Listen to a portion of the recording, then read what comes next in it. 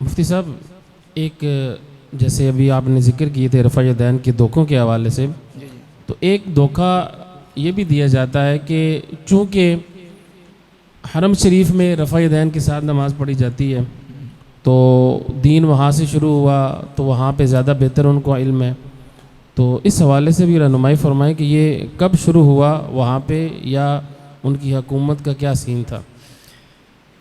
دیکھیں، یہ عوامی سطح پہ اس طرح کی بات تو کی جاتی ہے کہ دیکھیں جی دین وہاں سے شروع ہوا اور جو کچھ وہاں ہو رہا ہے اس کے مطابق چلنا چاہیے۔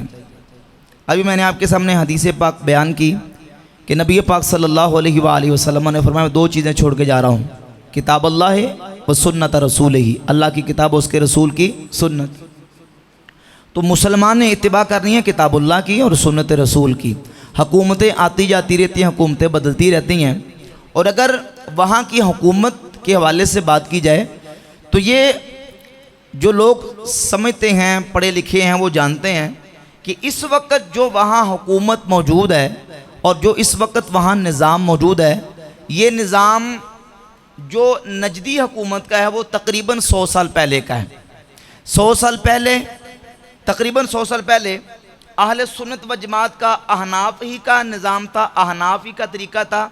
ترکوں کی جو حکومت تھی، سینکڑوں سال، کئی صدیاں اہل سنت و جماعت، سلطنت عثمانیہ اور خلافت عثمانیہ جس کو کہا جاتا تھا، عثمانی جو ترک تھے ان کی حکومت رہی، اور وہ حرمین طیبین کے خادم رہے، مکہ اور مدینہ کے خادم رہے، انہی کے خطیب تھے، انہی کے امام تھے۔ اور چاروں فقہ جو امت کی، فقہ حنفی، فقہ شافعی، فقہ مالکی اور فقہ حنبلی، چاروں فقہ کے وہاں امام اور چاروں فقہ کے مدرسین وہاں موجود ہوتے تھے، اور سب کو وہاں موقع ملتا تھا درس دینے کا، وہاں نماز پڑھانے کا۔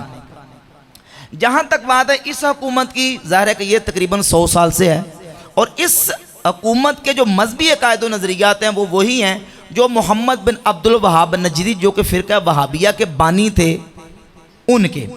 تو فرقہ وہابیہ اور وہابی فرقے کی وجہ سے یہ حکومت قائم ہوئی، اور وہابی فرقے کے جو بانی تھے محمد بن عبد الوہاب نجدی، وہ اپنے آپ کو حنبلی کہتے تھے، یعنی اپنے آپ کو یہ شو کرتے تھے کہ میں امام احمد بن حنبل کا مقلد ہوں فقہی مسائل میں۔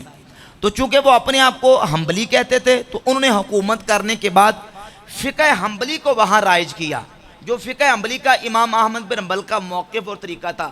اور یہ طریقہ جو ہے نا وہ 1400 سال سے نہیں چلا رہا، یہ طریقہ کب سے شروع ہوا ہے؟ تقریباً 100 سال سے، 100 سال سے جب وہابیوں کی حکومت آئی ہے۔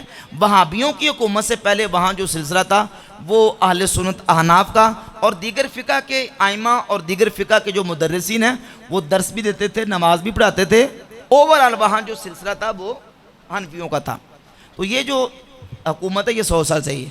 اب یہ کہنا کہ جناب اب یہ جو 100 سال سے ہے یہ ان کے پیچھے لگ جائیں اور باقی پوری تاریخ کو آپ چھوڑ دیں، یہ بات بھی بالکل حقیقت اور دلائل کے برعکس ہے۔ اور پھر دوسری بات یہ بھی کہ یہ جو لوگ کہہ رہے ہوتے ہیں کہ جو وہاں ہو رہا ہے وہ کریں، کیا یہ لوگ وہاں کے سارے معاملات کو لیتے ہیں؟ ان کے نماز پڑھنے کا سارا طریقہ یہ فالو کرتے ہیں؟ ان کی ابھی آپ نیٹ پہ الصلاۃ فی الحرم لکھیں، نماز